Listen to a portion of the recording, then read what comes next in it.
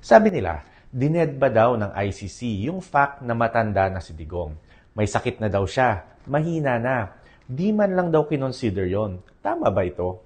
Well, kung talagang pinanood mo ang hearing at inintindi mo ang sinabi ng ICC justices, klarong-klaro na hindi totoo yan. The court considered his age. Humanitarian factors were fully weighed. Ang problema lang, tinignan nila yan. Mas mabigat ang panganib kaysa sa humanitarian concerns. Ano ibig sabihin nito?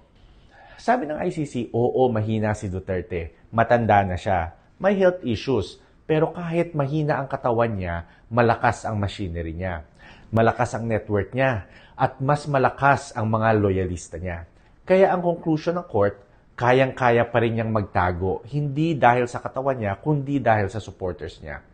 Isipin mo naman, kahit hindi na siya makalakad, pwede siyang i-backride ng mga loyalista niya.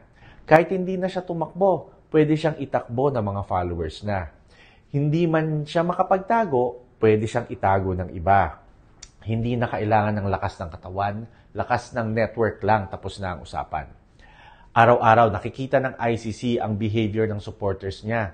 Threats, harassments, blind loyalty, and openly declaring that they will protect him at all cost. Kaya kung ikaw ang ICC, ano magiging conclusion mo? Hindi lang si Duterte ang problema, pati ang buong army of followers niya. This isn't just about one old man. Ito ay tungkol sa isang cult-like following na handang i-bend ang law, i-break ang law at gawin ang lahat para maitago ang puon nila.